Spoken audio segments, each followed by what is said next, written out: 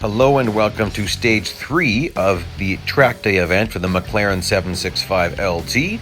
Here we are at Dubai facing several different circuits, and this is interesting where we're jumping to so many different tracks and you have to adjust because, well, it's just happening fast. So make sure you pay attention as you approach different stages, different races within the stages, because you're going to find yourself on different tracks for different races. And so you could suddenly be flying off track just because, oh, nuts, or I'm on a different circuit. This is the really short version of Dubai, one of the shorter versions. So this race should go by very fast. I'm already in the lead and there's 3 more laps to go. So, oops, didn't do so well with that braking corner. I will try to do better there. Same with here. I'm not quite sure where my braking point would be in this car. Well, not there. Okay. And with this much of a lead, you know, there's really nothing much to see. So let's just go through this a little bit faster. And, well, I guess this is quite a bit faster. So here we are going 4 times the regular speed. One thing you find in this car, it's interesting going through some of these points because you can stay full throttle through certain sections that you couldn't in other cars. And we'll tackle that more in the next race because that particular corner that I'm referring to, you face that in several different versions. Okay, so now, don't damage the car. Also, don't get overtaken, so you can't afford to have a major mistake. So, well, that gets kind of fun, and of course, it's really easy to tell that we're at a different variant. Now this, I like threading the needle in this particular track. Sometimes you can drive between the 2 rows of cars for quite a while. Okay, I'm braking way too late, so let's just drift it, baby. Oh, that's some fun drifting. What a fun car. And already in the lead, no trouble. Again, not quite sure on my braking point, so I'll go a little bit earlier maybe. Yeah. And then here, onto the gas too early. You know, trial and error, so you gotta figure it out. This corner, again, didn't take this the greatest. That can be an interesting corner. And now, I love taking a jump here. I'm not gonna do it though, I'm gonna take this properly. If you wanna jump this, you've gotta drive off track. And I'm drifting it. Some people ask me about drifting, and maybe one of these days I'll do something about that, a video. It's interesting because there's various different ways to get drifting going. It's a little bit harder in this game because if you're drifting in real life, you watch guys doing it, you know you've got the really big parking brake. Basically, it's a parking brake. And so you pull that to get the back end going, and it's just a little bit harder because we just have regular brakes. And in some cars, regular brakes affect the front end way too much, whereas the parking brake is just engaging the rear tires. So it's interesting, but obviously you can do it. Heading into this corner again, take it a little bit different. There we go, that's a little bit better. That's how you carry a little more speed through that. Braking a little bit earlier here. No, I really missed it actually. I was looking at the wrong reference point. Okay. Well, massive lead, so we'll just do some more drifting the Longtail out. Pretty cool car. That Longtail must be what's giving it that extra downforce. Well, I mean, it's got active aero too with that spoiler, but I really like that this game, it works. That it really does get more downforce at higher speeds. And that makes this very enjoyable. Okay, so getting a massive lead. There we go, that was a nice braking point. Staying full throttle through this, not that hard in this car. Just gotta watch your trajectory. And then see if I can drive this in pretty deep. Not that deep. Oh well. Still have a gargantuan lead. And that was okay. That's a fun corner to power through because it's nicely banked. You can really get some speed going there.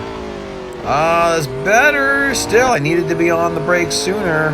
So then you get in the gas sooner, and in this car, you would just be shooting through those S's. multiple corners back to back. This is a really nice corner too, because the outside there really breaks away from the track, gives you a lot of room to power out of that corner back onto the start-finish straight.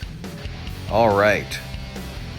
And getting onto the third race. So now we have a timed event. All right, that gets a little bit more fun. Challenging, I should say. It's not necessarily fun. Sometimes it's horrible. But where are we starting? Okay. Which circuit am I on? Oh, well, I guess I'll just pay attention to the map. I think it's the same circuit. And timer only starts when you cross the start-finish line. Just like that. These guys are in a really bad spot for me. How did I do there? That wasn't bad. Oh, this is a different circuit. Oh boy, okay. Gotta stay on the ball.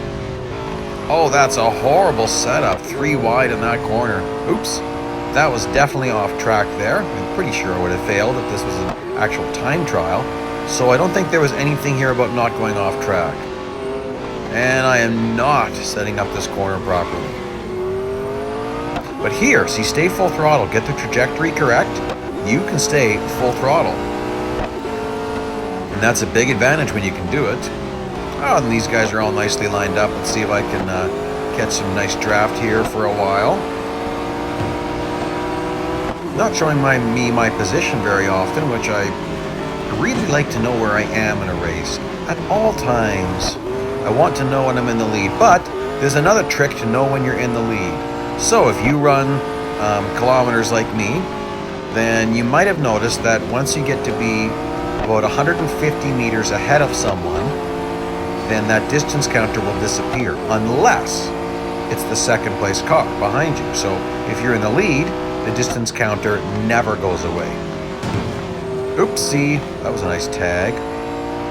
Well, I'm obviously not in the lead because there's a car in front of me.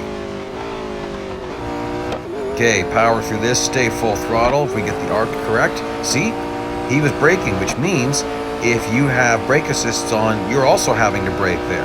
So that's where you guys are sometimes losing speed. Sometimes people are saying, I don't understand how you're so much faster. That's because brake assist is making you brake in certain places where you don't need to. Same with that last corner. Don't need to brake there in this car, but brake assist will certainly be making you brake there. So on some tracks, you can be like on Hockenheimring, the full circuit.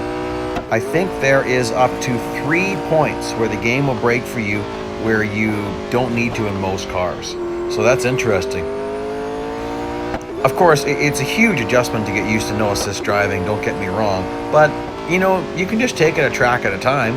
Because once you learn a track, then it's just a matter of tweaking it for other cars. So don't think you have to learn a track for every single car. You learn a track once and then just make adjustments. Like there's some braking points you don't have to take, other ones you do. Boom, instant upgrades applied.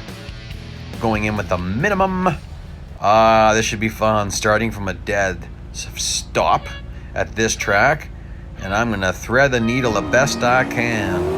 Believe this is another don't get damaged stage. And the Audis are really slow. Oh my goodness, is this ever, woo baby, is that ever tight? That was fun. Look at that, 7th place already. I think I'm on the brakes too late, so I'll drift it. That's fun. 4 wide. Wow, 3. Was almost 4. Oh boy, I wasn't expecting that. And just like that, you can be in the lead. Not very difficult. So I don't think time is going to be a problem here. These required PR events are usually easy. Track day, race day events are usually easy. Pay the fee, get your car. Let's see here. I was having trouble at this particular corner. Oh yeah, trouble again. So I'll work on that. The reference point I'm using is billboards on my right-hand side, and I was getting on the brakes at the end of them, and obviously I need to be on the brakes sooner. Same with that last braking point. Need to be on the brakes a little bit sooner because I should be touching that inside corner and getting into the gas just about when I'm touching it. And that's just a nice way to take that corner there. Full throttle if you get your trajectory correct here. And then on the left, there's a little change in color. That's when you get on them brakes. And here you can see what I'm talking about. Because it's cut out there on the outside, you can really power out of that corner nicely. Braking just after the wall ends on the left. About 3 car lengths after that in this car. Oh yeah, that was nice. Full throttle through all this. Just gotta go inside. Not hard to stay full throttle in this car. And here, let's see if I do a little bit better. Onto the gas for a while. Brakes for a while. Well, it was better. That wasn't great, but it was better. And sometimes better is what we need to keep going on and on and on. Okay, now, I've been blowing this one several times. I'm watching the billboards. Let's see. There, they've started. I need to be on the brakes just before it ends. Let's see how that worked for me. Better. Still not perfect, but a lot better. And then full throttle. And then on the brakes before the end of the wall on the left there, probably 2.5, 3 car lengths before. And then this one, there's going to be a left-hand curve, and there's going to be a curb shortly after that curve ends. I am on the brakes. Just as the car starts to almost start to tilt back down left as I'm braking there, that's when I get back on the gas. Some of it's kind of hard to describe, but it's almost like you just feel the car suddenly lets you turn. So it's not that I suddenly start steering more, it's that it starts to let me steer more. And that's when I'm getting back into the throttle. Okay, well that is going to wrap up Stage 3.